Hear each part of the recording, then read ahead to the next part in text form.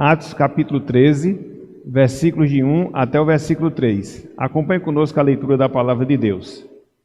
Havia na igreja de Antioquia profetas e mestres: Barnabé, Simeão, por sobrenome Níger, Lúcio de Cirene, Manaém, Colasso, ou seja, irmão de leite de Herodes, o tetrarca, e Saulo.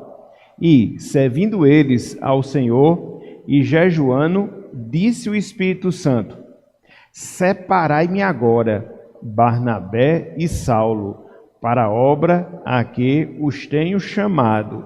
Verso 3. Então, jejuando e orando e impondo sobre eles as mãos, os despediram. Até aqui, até o versículo 3, que o Senhor nos abençoe e que Ele esteja aplicando a porção lida e as demais porções que serão lidas ao longo dessa aula em nossos corações, no nome de Jesus Cristo. Amém. Irmãos, irmãs, conforme nós falamos, hoje a gente vai dar sequência à aula que nós iniciamos na semana passada, que de certa forma já faz parte de uma outra sequência, que diz respeito às operações, às ações do Espírito Santo. A gente já viu que o Espírito Santo, ele agiu na vida, no ministério de Jesus, e foi fundamental as suas operações para que Cristo pudesse cumprir o seu papel de mediador, de redentor. Depois, nós vimos as ações do Espírito Santo nas nossas vidas, enquanto pessoas crentes, salvas, remidas pelo Senhor, no sentido mais particularizado, no sentido mais individualizado. E vimos diversas ações que o Espírito Santo ele opera em nossas vidas, em nossos corações. Desde semana passada, a gente está considerando um outro aspecto dessas operações que o Espírito Santo ele realiza. E no seu sentido mais específico, nós estamos trabalhando as operações que o Espírito Santo realiza sobre o povo de Deus, sobre a igreja do Senhor. Então, de certa forma, esse aspecto é um aspecto mais corporativo, vamos assim dizer, daquilo que o Espírito Santo faz, daquilo que o Espírito Santo realiza. E conforme nós falamos no estudo anterior, esse estudo que nós iniciamos na semana passada, de certa forma ele completa o anterior. Por quê? A gente viu que o Espírito Santo ele opera no seu sentido individual, na vida e no coração de cada crente, sim, mas também nós estamos a ver que o Espírito Santo ele opera no sentido coletivo de todos os salvos, do corpo de Cristo, da igreja do Senhor. E quando eu falo igreja, eu não me refiro ao prédio físico. Quando eu falo igreja, eu não me refiro a uma denominação específica. Quando eu falo igreja, eu me refiro àquilo que nós chamamos de igreja invisível. Ou seja, a igreja que é composta pelos salvos, por aqueles que Deus chamou desde toda a eternidade e que no tempo estão sendo salvos pela mesma ação do Espírito Santo. Então, é nesse sentido, atinge o seu aspecto corporativo, atinge o seu aspecto como povo de Deus, e por isso nós estamos aqui a considerar. Então, na semana passada, a gente abriu essa aula considerando duas operações do Espírito Santo sobre a igreja de Jesus Cristo. A primeira operação, a gente viu que o Espírito Santo ele deu origem, vamos assim dizer, à igreja, dentro de um aspecto internacional, vamos assim falar, de acordo com aquilo que a gente considerou na palavra do Senhor. Ato contínuo, nós vimos que o Espírito Santo não só agiu na fundação da igreja, repito, no seu sentido internacional, mas o Espírito Santo, ele agiu e age na igreja através daquilo que nós chamamos de concessão dos dons espirituais, ou seja, é o Espírito Santo que nos capacita, é o Espírito Santo que nos prepara através de determinadas qualificações para que cada um de nós, enquanto membros do corpo de Jesus Cristo, possamos estar operando e, como consequência, a igreja, ela não só se edifique, mas a igreja, ela possa continuar a sua trajetória de desenvolvimento. Uma trajetória que iniciou há 2000 anos no sentido internacional e que até hoje ela está durando e que ela durará até o retorno glorioso do Senhor Jesus Cristo. Então, tenhamos em mente essas duas operações iniciais do Espírito Santo. Então, hoje, o que é que a gente vai fazer? A gente vai seguir, vamos assim dizer, a sequência do nosso estudo. Se você pegou o material e viu, você vai observar que nós temos pelo menos 8 atuações do Espírito Santo, das quais a gente já viu 2. Então, vamos considerar as demais e vermos até onde a gente vai chegar no dia de hoje, ok? Então, eu vou fazer aqui a continuação da lição, e aí quando nós tivermos aí por volta de 20, 25 minutos de aula, acho que vai dar para considerar 1 ou 2 pontos, a gente para e aqui vai pegar alguma dúvida dos irmãos, pegar algumas observações para a gente poder ter esse momento de interação em relação à nossa aula, ok? Então veja, o Espírito Santo, ele dá origem à igreja. Veja, o Espírito Santo, ele capacita a igreja. Em terceiro lugar, o Espírito Santo, ele ensina a igreja. O Espírito Santo, ele ensina a igreja. É a terceira ação, é a terceira operação do Espírito Santo sobre o povo de Deus. É dentro desse ministério instrutor, dentro desse ministério de ensino. Então, dentro da responsabilidade de substituir a Cristo, e a gente viu em aulas anteriores que o Espírito Santo, entre aspas, ele é um tipo de substituto de Jesus. Por quê? Cristo, ele veio, ele se encarnou, ele iniciou e desenvolveu o seu ministério, porém o seu ministério aqui na terra tinha um tempo limitado, conforme nós temos nos evangelhos. Contudo, apesar de Cristo concluir, como de fato concluiu o seu ministério, a obra do Senhor não iria parar. Por quê? Ele ascenderia aos céus, de lá ele enviaria o Espírito Santo, e o Espírito Santo prosseguiria com o ministério de Jesus. Então, conforme nós sabemos, ao longo do seu ministério, uma das coisas que Cristo ele fez foi ensinar.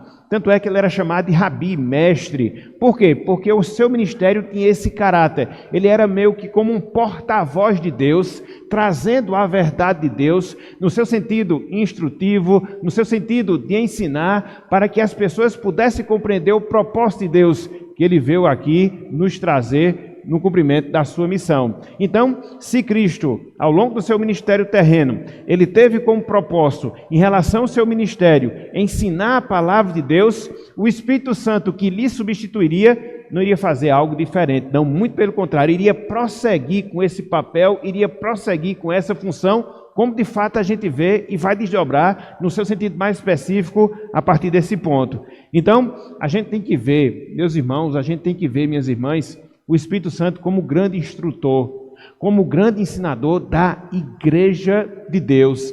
Você pode até dizer, eu sei que ele ensina, eu sei que ele me instrui, até porque a partir do momento que eu leio a palavra, a partir do momento que eu ouço a palavra, o Espírito Santo está constantemente a me iluminar. Sim, com toda certeza. Mas o Espírito Santo, dentro dessa faceta instrutora, ele faz com que não só eu entenda individualmente a palavra, mas que nós, enquanto igreja, possamos entender a palavra do Senhor. Então, esse ministério instrutor, ele se revela não só individualmente falando, quando o Espírito Santo nos ensina a cada um, mas também esse ministério instrutor, ele se revela coletivamente falando, quando o Espírito Santo vem para nos ensinar enquanto povo, enquanto igreja de Deus. E aí você pode se perguntar, e aí você pode se indagar, sim, mas na prática, no seu sentido efetivo, propriamente dito, como é que o Espírito Santo ele opera? Ensinando a igreja de Deus. Como é que o Espírito Santo ele opera instruindo o povo de Deus? E a gente pode ver pelo menos duas formas. A gente pode ver pelo menos duas maneiras através das quais o Espírito Santo ele opera ensinando o povo de Deus. Em primeiro lugar, o Espírito Santo ele ensina o povo de Deus porque ele produziu as Escrituras Sagradas. Ele produziu a palavra do Senhor. Essa é a percepção e o entendimento que jamais a gente deve esquecer. Quando a gente pega a Bíblia Sagrada, quando a gente abre as Escrituras Sagradas, a gente deve ter primeiramente isso em mente, ou seja, a Bíblia, ela é um produto direto do Espírito Santo.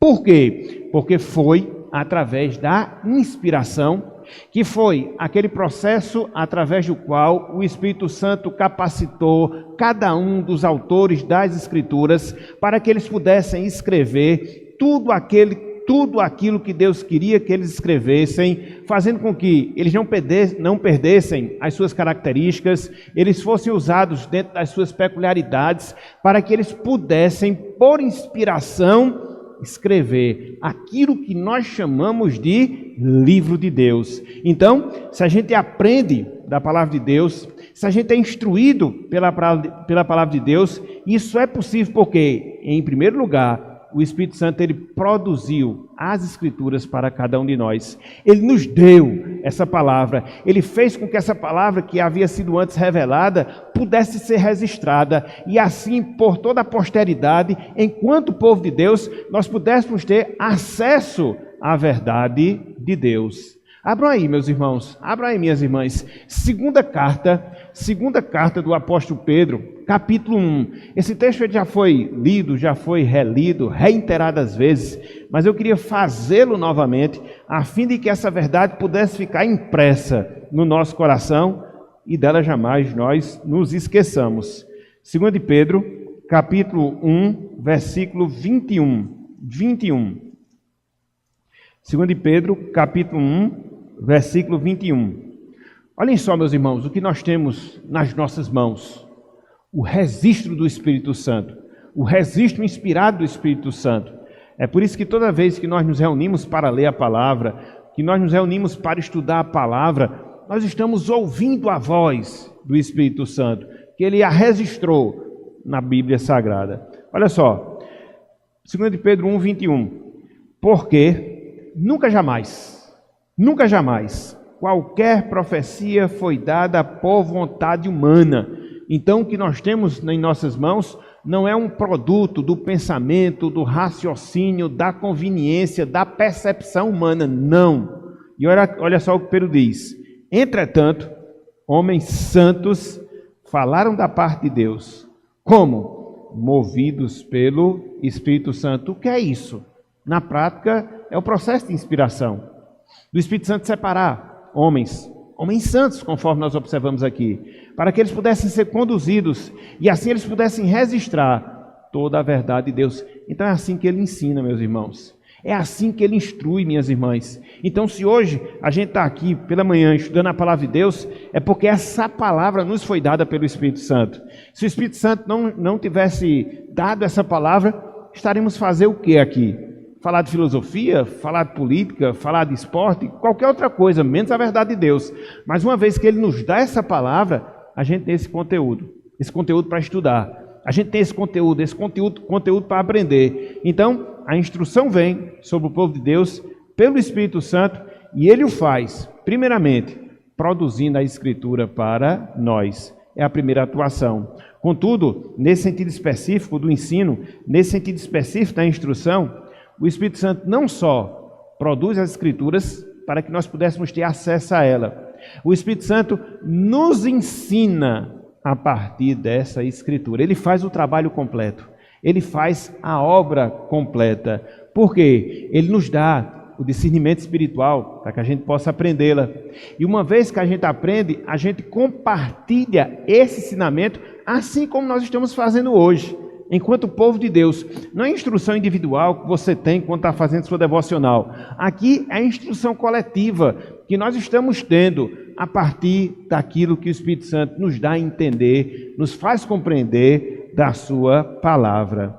Abram aí, meus irmãos, abram aí, minhas irmãs, bem rapidinho. Efésios capítulo 1, olha só como é que a gente consegue entender e como é que a gente consegue, enquanto povo de Deus, aprender a sua palavra. Olha só, Efésios capítulo 1. Aqui você vai encontrar uma das duas orações que Paulo faz quando ele escreve a sua carta aos Efésios. E essas orações que Paulo faz aqui, essas duas orações pelo menos que Paulo faz na carta aos Efésios, essa oração ela tem um caráter coletivo. Paulo aqui ele não está orando especificamente por um líder de igreja. Paulo aqui não está orando especificamente por uma pessoa na igreja de Deus. Ele está fazendo essa oração pedindo a Deus, rogando a Deus em favor da igreja, do corpo coletivo de Cristo, um caso específico que se localizava ali na cidade de Éfeso. Então, qual é esse conteúdo dessa oração? Qual o conteúdo dessa oração? A gente vê a partir do versículo 15. Olha só o que Paulo diz. Por isso, também eu, falou Paulo, tendo ouvido a fé que há entre vós no Senhor Jesus Cristo e o amor para com todos os santos, Então, Paulo tinha escutado o testemunho positivo dos Efésios.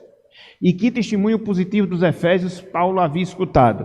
Ele havia escutado da fé, da confiança que havia entre aqueles irmãos, mas não somente a fé, não somente a confiança que havia entre aqueles irmãos, mas o amor mútuo que era desenvolvido entre eles. Fé e amor, virtudes cristãs. Fé e amor, comprovação de salvação. Então, Paulo havia escutado isso da parte daqueles irmãos enquanto igreja, que eles tinham fé, que eles tinham amor. Ato contínuo, olha só o que Paulo faz. Verso 16.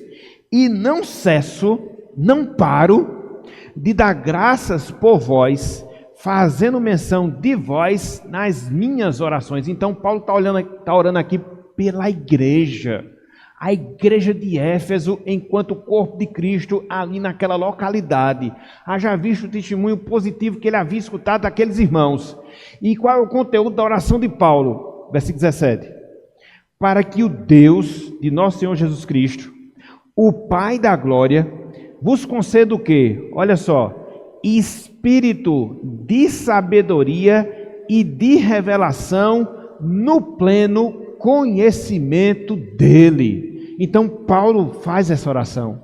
Ele deseja que aqueles irmãos tivessem o seu entendimento, a sua compreensão abertos, e assim eles pudessem aprender enquanto igreja, de maneira plena, a verdade de Deus.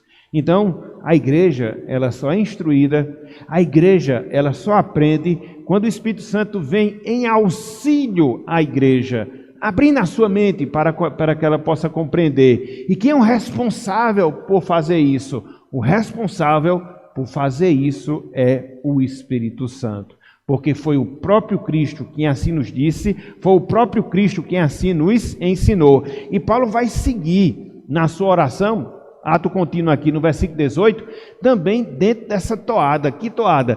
Iluminação, compreensão, para que os irmãos tivessem fruto da ação do Espírito Santo. Olha só, o versículo 18. Iluminados os olhos do vosso coração. Para quê? Para saberdes qual é a esperança do seu chamado, qual a riqueza da glória da sua herança nos santos. Então, orações específicas para que o povo compreendesse a palavra de Deus. Aí talvez você possa perguntar, mas aqui eu não vi nenhuma menção do Espírito Santo como ensinador.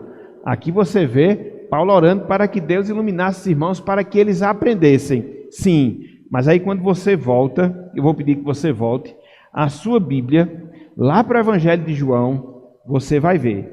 Quem faz isso? Quem faz isso é o Espírito Santo. Olha só, João 14, versículo 26. João 14, versículo 26.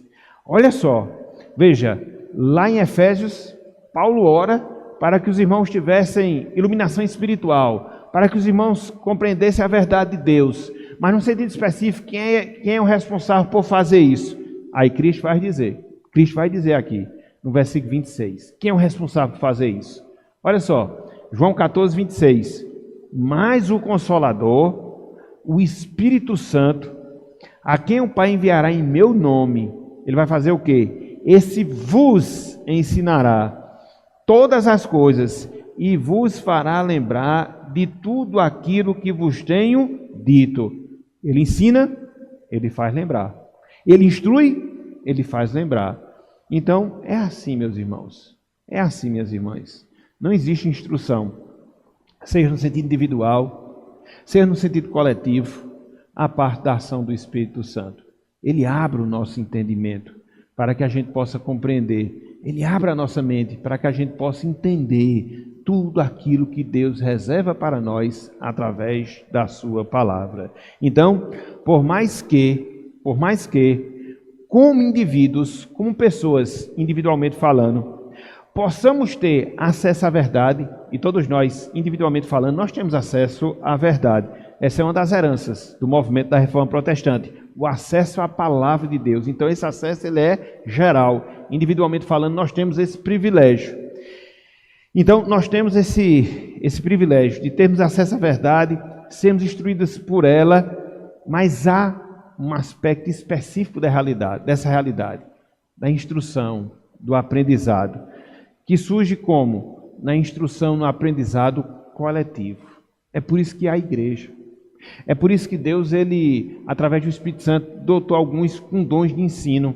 A gente viu lá na carta de Paulo aos Efésios, lá no capítulo 4, versículos 11 e 12, que Deus deu mestres e pastores. Para quê? Para que eles possam ensinar. Ali não é ensinar a eles individualmente falando, mas ensinar ao povo de Deus que somos nós.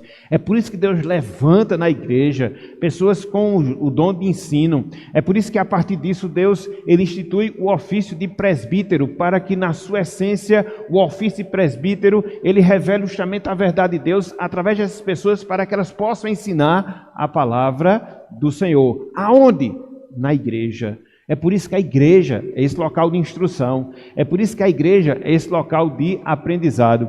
Infelizmente, hoje a gente sofre muito com isso. Por quê? Existe o lado positivo da tecnologia, existe o lado positivo da internet, e muitas vezes as pessoas querem se instruir sozinhas em casa, a partir de cursos que faz, e são muitos, a partir de coisas que são transmitidas, e são muitas, e você não aprende através delas? Sim, nós aprendemos, mas Deus não nos salvou para que a gente possa aprender essas verdades sozinhos, na comodidade do nosso lar. Não, é por isso que a gente vem para a igreja, para que a gente possa se instruir mutuamente, para que a gente possa aprender mutuamente, para que a gente possa crescer mutuamente enquanto corpo. Então, não existe essa questão do aprendizado sozinho da palavra de Deus. Não, o aprendizado ele tem um aspecto individual, sim, mas também ele tem um aspecto coletivo. Então, a gente não pode apenas depender da igreja para aprender, não. A gente precisa desenvolver essa capacidade de aprendizado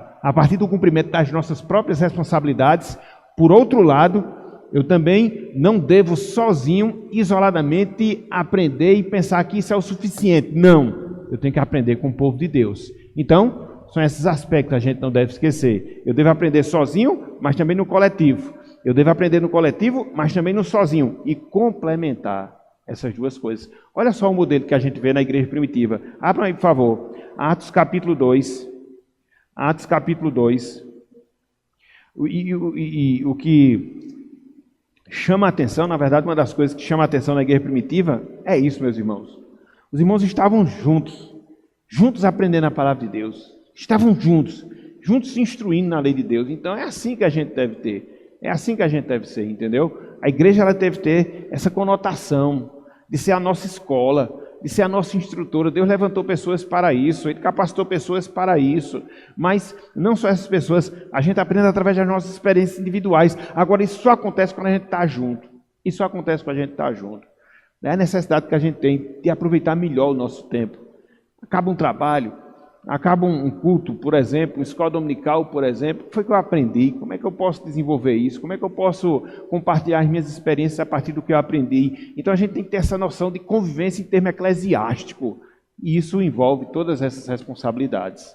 Ok? Então, Atos capítulo 2, versículo 42. Olha só como a igreja vivia.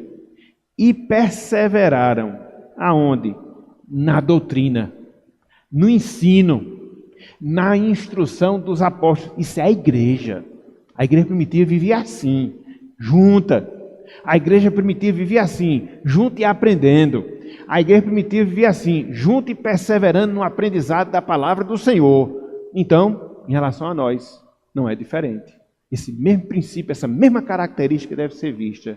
E é por isso, meus irmãos, a gente fala, reitera, e não nos tome puxados, em virtude da gente estar, de certa forma, enfatizando isso. A gente tem que ter essa perspectiva, de ver a igreja como lugar de instrução.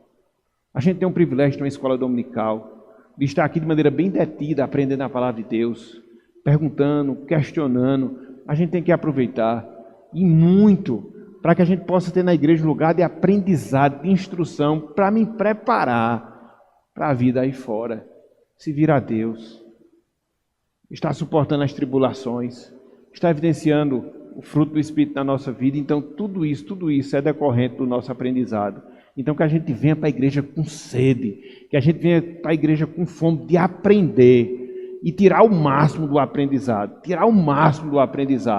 para que assim a gente possa de fato ser edificado na palavra do Senhor. Às vezes alguns até questionam, porque muitas vezes eu insisto nessa questão de abrir para pergunta, abrir para dúvidas, e vou fazer sempre, porque isso é que é aprender, meus irmãos. Isso é que é aprender. Mesmo que muitas vezes a gente ultrapasse o tempo, não tem problema, mas uma verdade que muitas vezes a gente aprende, ela serve para a vida toda. Ela serve para a vida toda. Então vale a pena a gente aprofundar no conhecimento da palavra. Ok? Então, em terceiro lugar, primeiro hoje, o Espírito Santo, ele ensina a igreja. O Espírito Santo, ele ensina a igreja. Vamos avançar um pouco mais? Já eu abro para vocês. Em segundo lugar, hoje, em quarto lugar, o Espírito Santo, ele governa a igreja. O Espírito Santo, ele conduz a igreja. O Espírito Santo, ele dirige a igreja. Irmãos, irmãs, a Bíblia diz que Cristo, ele é o cabeça da igreja. Você vê isso lá em Efésios, capítulo 1, versículo 22 e 23. Você vê isso lá em Colossenses, capítulo 1, versículo 18. Em Colossenses, em Efésios, Paulo diz que Cristo, ele é o cabeça, ali no sentido de ser o comandante da igreja. Cristo, ele é o comandante, o rei supremo, o rei soberano da igreja. Ele é o regente maior, condutor maior do seu corpo. Contudo, o que é que a gente observa? Cristo, ele morreu, ele ressuscitou, ele ascendeu aos céus, e ele está entronizado à direita de Deus. De certa forma, lá ele vai exercendo esse ofício régio de comandar a sua igreja. Mas não só isso. No seu sentido efetivo aqui na terra, ele também nos deixou o Espírito Santo, para que o Espírito Santo possa efetivamente estar comandando a igreja. E aí você pode se perguntar, mas como é que isso acontece na prática? Como é que o Espírito Santo, na prática, ele comanda a igreja aqui na terra para que ela possa desenvolver o seu trabalho? Através dos ofícios, meus irmãos. Através dos dons, minhas irmãs, que o Espírito Santo capacita as pessoas, para que na aplicação desses dons, a igreja ela venha a ser conduzida. Voltem mais uma vez, por favor, as suas Bíblias, lá para Atos, Atos capítulo 13. Foi o texto devocional. Eu queria agora voltar para ele, para a gente poder ver aqui algumas observações. Atos capítulo 13. Eu falei para vocês, na palavra introdutória, que esse texto aqui de Atos é o texto em que a gente vê os primeiros homens separados para a primeira viagem missionária da igreja. A igreja ela estava circunscrita ali a Judéia, Samaria, mas se você for olhar Atos capítulo 8, Cristo disse que ela deveria estar na Judéia, em Jerusalém, em Samaria, na Judéia e até onde? Até os confins do mundo. A visão de Deus sempre foi uma visão missionária. E aqui uma observação, não só no Novo Testamento, no Antigo Testamento Deus já tinha essa visão missionária para Israel, para que a partir de Israel, outros povos, outras línguas, outras nações se voltassem para Deus. É claro que isso era muito incipiente ainda lá no Antigo Testamento. No Novo Testamento, essa responsabilidade missionária da igreja, no seu sentido internacional, ela se torna muito mais evidente, ela se torna muito mais patente, muito mais visível. E a gente vai ver justamente esse primeiro momento em que isso acontece. Repito, a igreja estava ali em Jerusalém, Samaria, na região da Judéia, mas não era o propósito de Deus que ela parasse somente ali.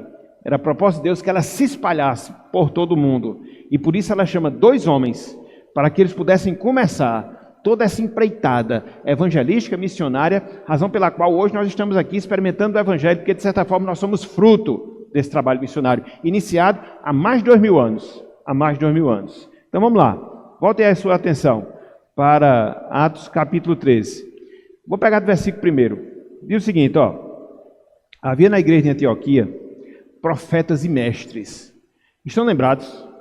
Lá em Efésios capítulo 4, versículo 11, que Deus separou evangelistas, pastores e mestres, os dons de ensino. Os dons de ensino. Então você vê aqui, que a igreja de Antioquia, ela tinha esse destaque. Que destaque? Ela era composta por pessoas que tinham o dom de ensino. Profetas e mestres. Pessoas que tinham qualificação, capacitação para o ensino. E quando eu falo isso, meus irmãos, eu não desmereço os cristãos no sentido geral, como se nenhum deles tivesse a capacidade de ensinar. Tem.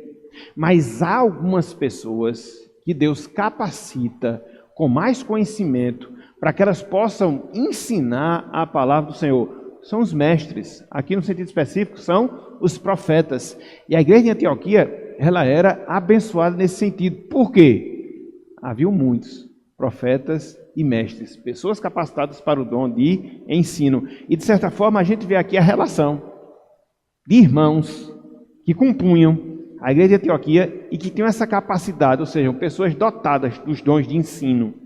E quais eram elas? Barnabé, Simeão, por sobrenome Níger, Lúcio de Cirene, Manaém, Colasso. Colasso significa irmão de leite. Irmão de leite. Existiu muito isso lá no mundo antigo, né? Muitas vezes uma mãe não podia amamentar o seu filho, então ela doava leite para outra criança, e isso acontecia no período em que ela tinha tido filho também, então existia esse contato. Então, a palavra Colasso aqui significa irmão de leite.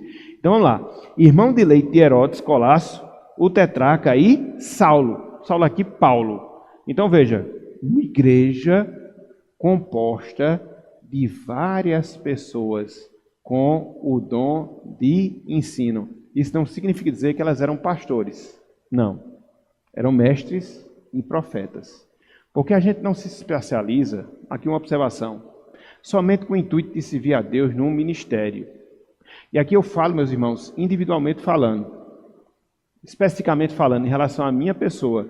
Quando eu entrei no seminário, a última coisa que eu queria era ser pastor. A última coisa que eu queria era ser pastor. O que é que eu queria? Aprender um pouco mais, me especializar ainda mais, para poder ensinar aquilo que eu já fazia na escola dominical. Quem sabe um dia ser presbítero, porque até então eu era solteiro. Então, não era para ser ministro da palavra. Eu queria apenas me especializar para ensinar. Continuar com meus grupos de discipulado, que também desenvolver esse trabalho. Então, às vezes as pessoas pensam que essa questão do aperfeiçoamento é somente para as pessoas que querem um ministério. Não. Todos nós podemos aprender, nos aprofundar. E hoje não tem desculpa disso. Hoje não aprende quem não quer. Não aprende quem não quer. Porque você tem recursos os mais variados possíveis. Você tem recursos os mais facilitados possíveis para que você possa aprender. Meus irmãos, outra observação. Quando a gente começou a caminhada cristã, há 30 anos, um livro de teologia, uma teologia sistemática, era uma luta para poder conseguir. Uma boa, né? Você tinha algumas, mas não era tão boas, não. Algumas, mas não eram tão boas, não. Era uma luta. Hoje é tão fácil a gente aprender. Basta apenas a gente querer. Então, a gente precisa, independente de se vir a Deus ao ministério ou não. Então, se você tem esse dom do ensino, é como diz Paulo, se esmere, se aprofunde, se especialize, leia, aprenda, aproveite seu tempo para poder aprofundar o seu conhecimento. Então, a igreja de Antioquia era abençoada nesse sentido. Muitos profetas, muitos mestres. Versículo 2. E, servindo eles ao Senhor e jejuando, disse o Espírito Santo, separai-me agora, Barnabé e Saulo, para a obra que os tenho chamado. Que versículo rico, meus irmãos. Que versículo rico, minhas irmãs. Eles não estavam parados na igreja de braço cruzado. Não. Eles estavam o quê? Eles estavam o quê? Servindo. Eles já serviam. Eles já trabalhavam. E dessas pessoas que já serviam, já trabalhavam na igreja, Deus separou duas para uma obra maior.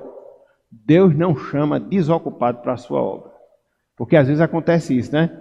Eu não posso trabalhar no Senhor, na obra do Senhor, porque eu já estou muito ocupado. E aí a gente vê esses exemplos, que Deus sempre chama os que já estão ocupados. Ele nunca chama os desocupados. Não, Ele já chama os ocupados. Então aquela questão de muitas vezes a gente dá o gás. Muitas vezes de sacrificar. Então, é isso que a gente vê na Bíblia. Eles já estavam servindo, todos esses pastores mestres, e desses que estavam servindo, Deus chamou dois para uma obra maior. Mas eles não estavam parados. Eles já estavam trabalhando, eles já estavam servindo. A igreja, nesse ofício da instrução, nesse ofício do ensino. E aí o Espírito Santo, ele agiu. Veja que ele é soberano. Existiam muitas pessoas que podiam fazer esse trabalho da primeira viagem missionária, mas quis o Espírito Santo que apenas 2 pudessem fazer. Quem eram essas pessoas? Barnabé e Paulo, Barnabé e Saulo. Então veja, eles jejuavam, eles serviam e o Espírito Santo os separou. E a partir daqui você vê, a primeira viagem missionária, ela foi conduzida pelo Espírito Santo. O Espírito Santo governando a igreja, o Espírito Santo conduzindo a igreja, sobretudo nesse projeto de expansão que efetivamente aconteceu. Então, a igreja não estava solta, lançada à sua própria sorte. Não, o Espírito Santo estava a conduzir. E aqui você vê a questão da oração, e aqui você vê a questão do jejum, que tem que haver dentro da igreja, para que assim a gente possa estar sensível à voz de Deus, para que assim o Espírito Santo nos chame a fazer coisas maravilhosas em favor do desenvolvimento da sua obra, meus irmãos. A necessidade que a gente tem de consagração pessoal. Então, são as obrigações que recaem sobre nós, para que assim sejamos usados pelo Espírito Santo, e Ele nos conduza no desenvolvimento da sua obra, da sua igreja aqui neste mundo. Então, é assim que o Espírito Santo conduz, é assim que o Espírito Santo governa. Ele vai dirigindo, ele vai separando pessoas, capacitando pessoas para que estas possam desenvolver o seu trabalho. Essa é uma faceta de atuação do Espírito Santo. E uma outra faceta é através dos ofícios. E a gente já estudou isso. Daqui a 15 dias a gente vai fazer uma eleição específica para isso. O ofício presbiteral, o ofício diaconal. O Espírito Santo age na escolha desses homens, para que assim eles possam estar conduzindo a igreja de Deus. Abram, por favor, aí. Atos 20. Atos 20. Versículo 28. Atos 20, versículo 28.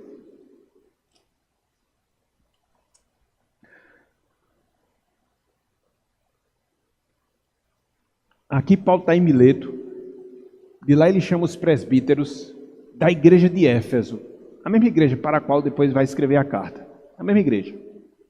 E aí Paulo está meio que se despedindo daqueles irmãos,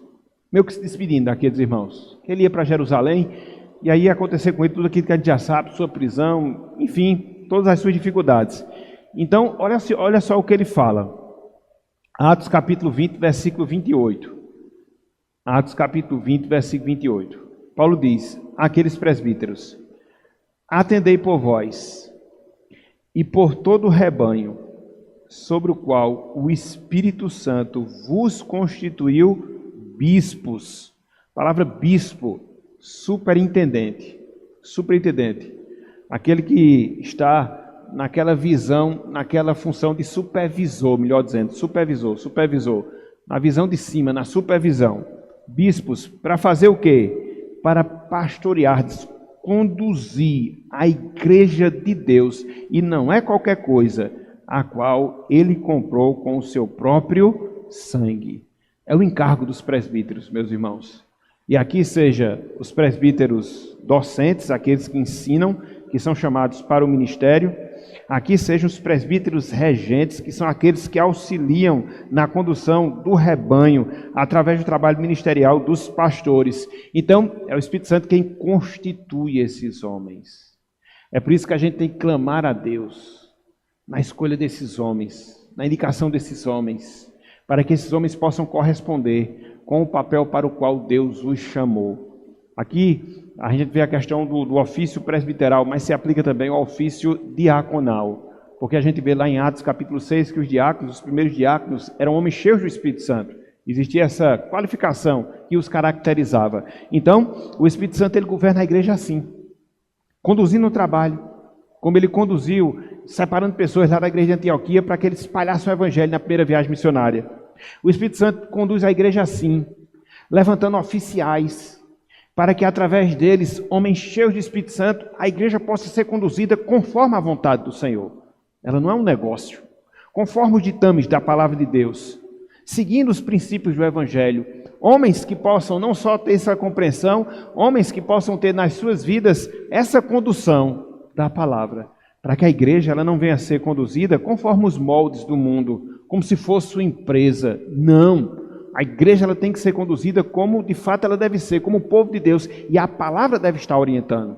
Então é por isso que Deus ele separou o ofício presbiteral para isso, para que os presbíteros possam ter essa noção de condução da igreja, de condução do povo de Deus, de serem pessoas instruídas, de serem pessoas cheias do Espírito, para que isso efetivamente possa acontecer. Na prática é assim que o Espírito Santo também age na sua igreja.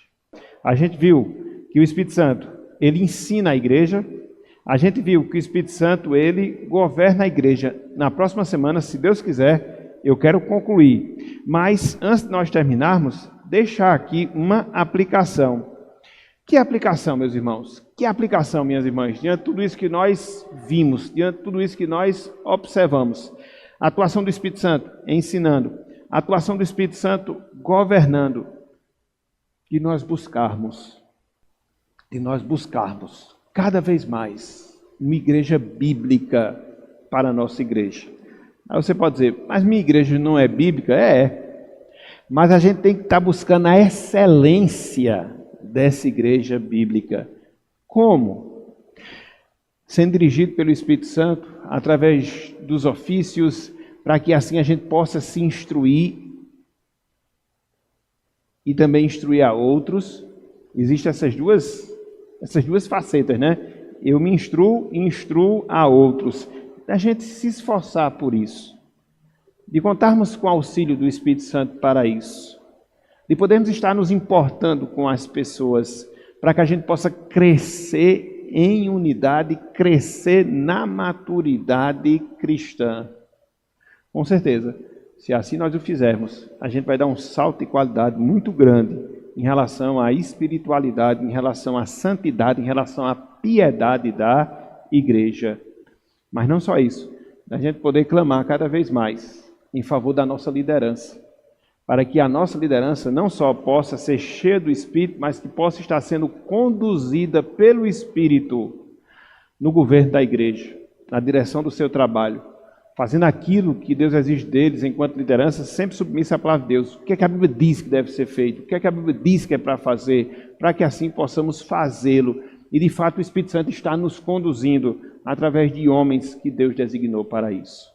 Então, que a gente possa, que a gente clame a Deus, que a gente busque, que a gente se esforce, conforme eu falei, para a gente poder ter cada vez mais uma igreja mais bíblica, mais submetida, mais envolvida, mais dirigida pela palavra de Deus, para a glória do seu nome. Então, que Deus nos abençoe e que Ele esteja aplicando a sua santa palavra em nossos corações. Amém.